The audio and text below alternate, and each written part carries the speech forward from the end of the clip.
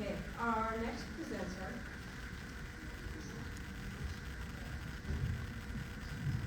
Our next presenter, Niksa Dobre, is a writer, football expert, a singer-songwriter, and a businessman who has been recognized for a modern approach in teaching philosophy of life. He has written the script for his play multimedia performance, Purification, and also recorded and released 35 musical tracks. Niksa is the author of 4 professional books about football. He received all the praise and recognition for the main roles in the short movie Angel. He's the author of 3 novels, Rift Between Two Worlds, Purification, and Sophia's Bliss. He has been awarded the Golden Badge for representing Serbia in the world, which is given by the cultural and educational community, the Ministry of Foreign Affairs, the Ministry of Culture in Serbia. He is the only Serbian living outside of Serbia to receive this prestigious award in the last 47 years. Welcome.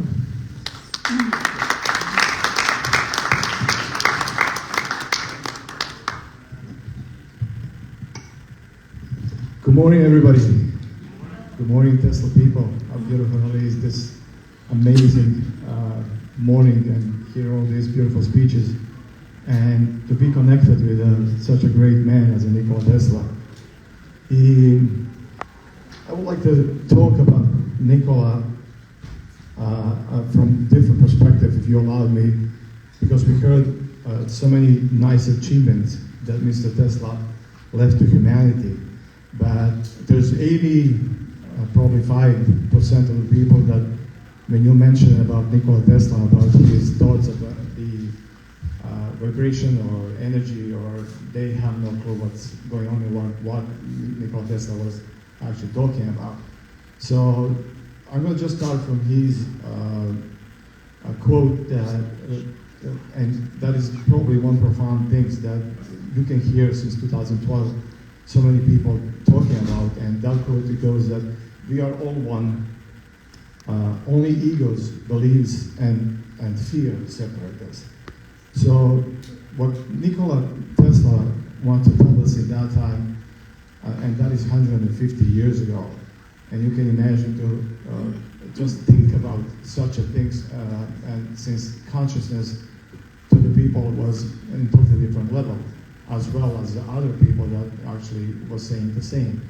And why belief system? Faith is something that we all can relate to, and we can believe in whatever we want to believe.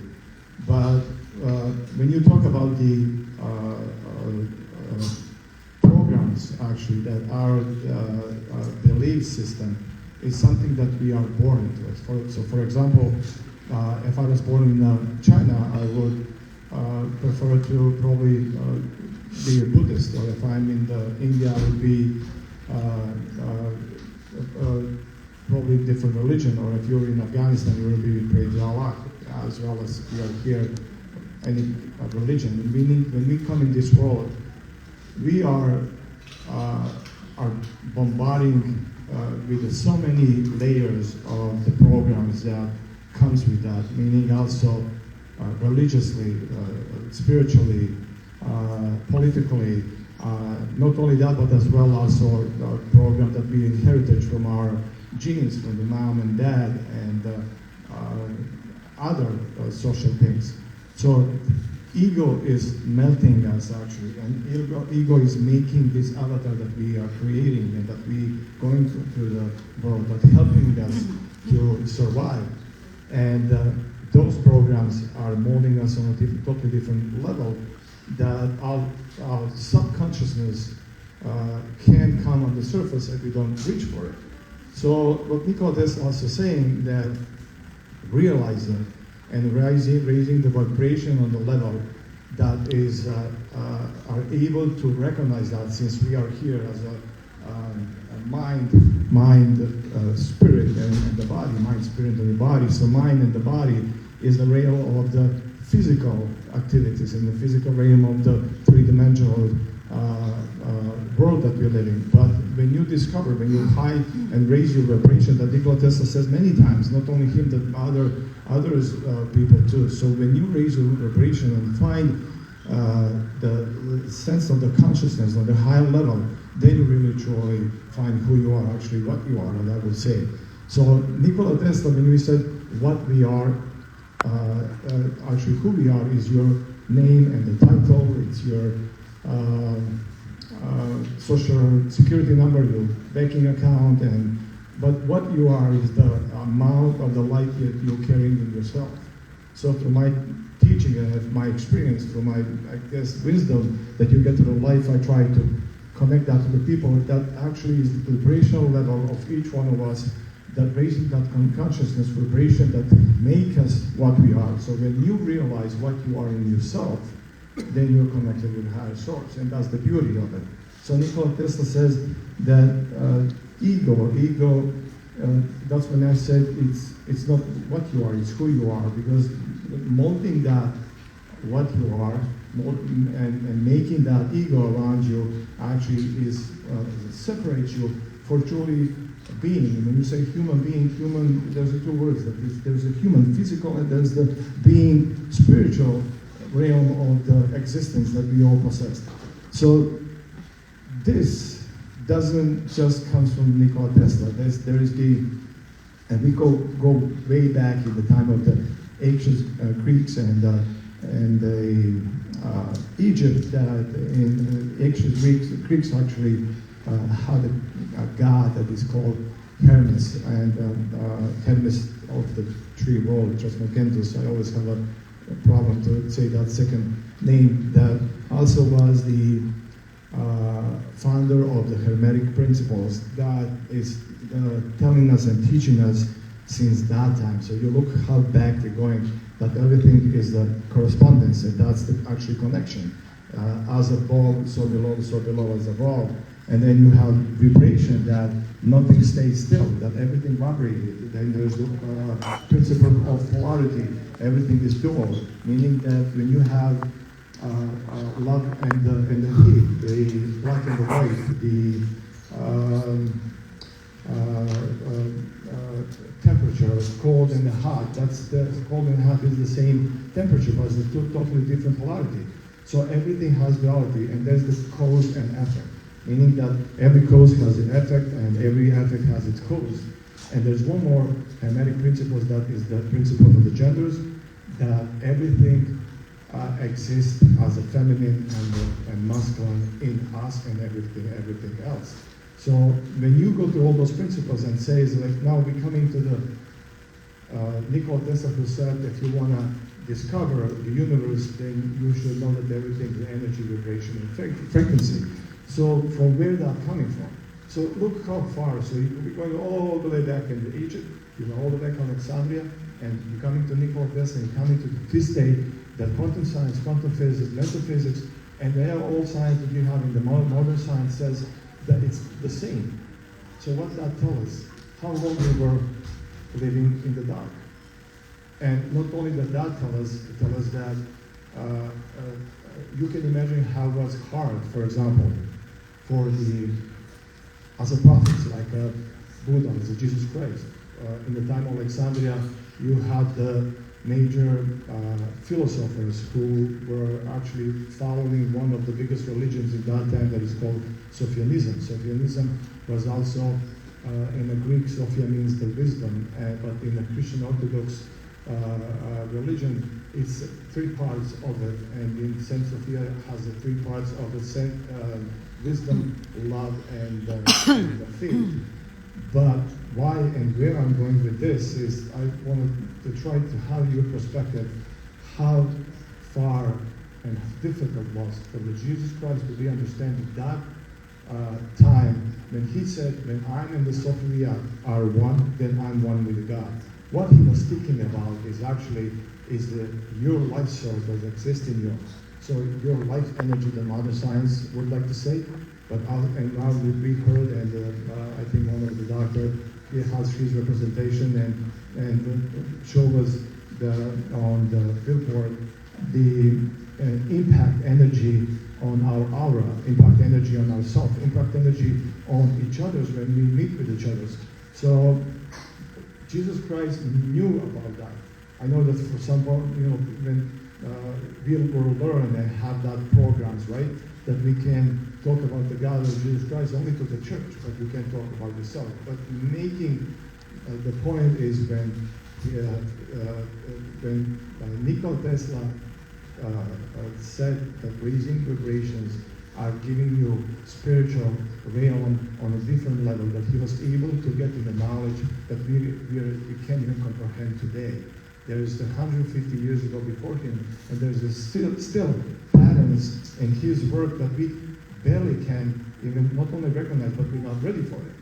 So what I try to say that in that time of the Jesus Christ, and the biggest philosophers as Plato, as Aristotle, and it was difficult in the time of the Nikola Tesla. It's even difficult today, but it's interesting that since 2012, a lot of things is changing, and the people don't understand why is it changing. Changing as simple as that because it's the process of the earth that it took 60,000 years that goes around her own journey and to the energetical level, and then comes in, and again we're talking about energy. That's why we are connected. And when you see 432, that's the love energy. There's nothing else than that.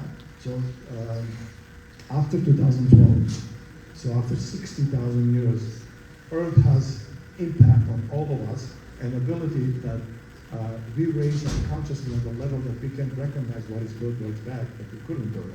That we, before we invent always like to the different density, we went to the light. When I said different density, meaning that just that you can understand, there is the first density that everything is the matter, right? This is the matter.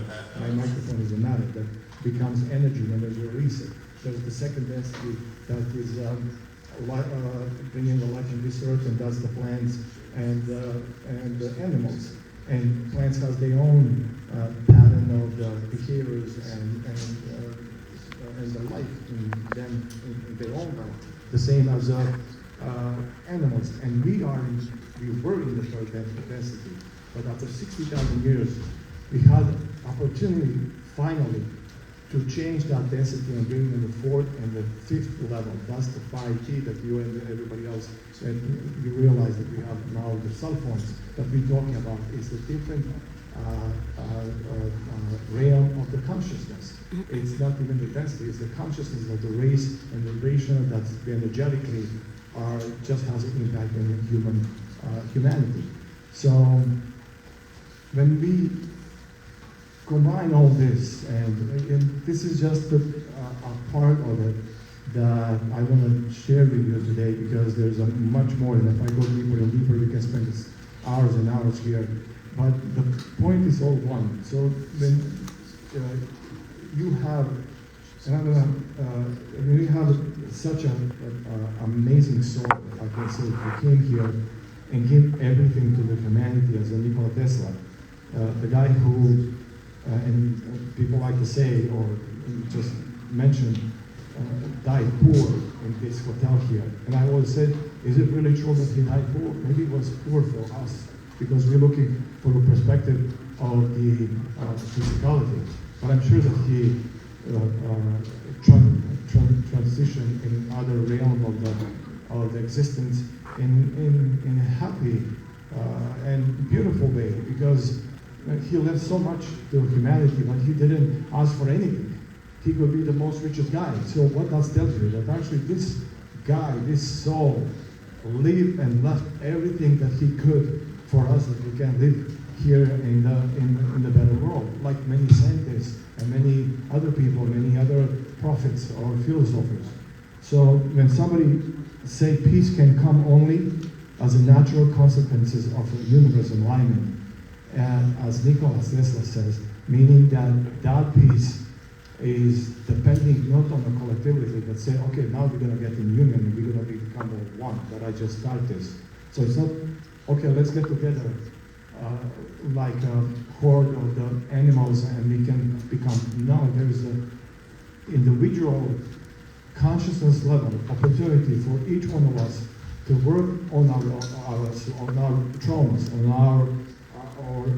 our consciousness level to understand that we are in the matrix and that we are in that programs that gives people and put people in totally different position, not understanding really, like when I said, not understanding their own existence. And I'm going to continue with one of the things what he said, and I'm sure that you're going to understand. And because it's not only that we're talking about the physical things what he left to us, but the messages that he learned through his journey also are profound, and people really don't understand them on the right way. And what is a person without the peace in a soul, separate from divine grace? He fully tries to find comfort in material things. There's no comfort there. It is bottomless pit. More, give more, and in the end, emptiness again. When the soul becomes a calm sea, then healing begins. Remember that. It is a golden rule that the source of the most disease in the spirit. So the spirit can overcome most diseases. So this is again what physically our friends and colleagues that they were here at Give You the Speech shows you how energy has an impact. We have people like, Reiki teachers and others and masters that energetically they impact in other person and healing that person. But not only healing them, you heal yourself. And I believe in 30 or 50 years you're going to have universities that's going to be more and more and more, and the modern science will be put it on the way, because I'm going in totally different. See, it's so much that it's amazing how beautiful it is. So basically, Nikola Tesla shared just a part of his existence as a scientist, but other part is actually love. And the love that he shared, for some people, was hard to believe in that time, even today, that he was able to talk with a pigeon. It's like, probably that he didn't have so much behind him, he would be a crazy guy. But that's not the truth. He was able to talk with the thunders. And somebody asked, how come? It's all about it. When you raise your vibration on the level that you can give to humanity and yourself and recognize everything around you, that's the most beautiful gift.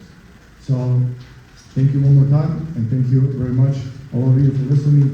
And I just want to thank also Nikola for all these beautiful people to come together. I want to thank to the Council of Serbian Embassy that he's with us and support this. And also I want to thanks to my friend Dragan Kovacic, who did so much for the Serbian people in East Coast, and for his work and his team in the embassy. That it's really admirable, and I'd like to acknowledge that. Thank you all.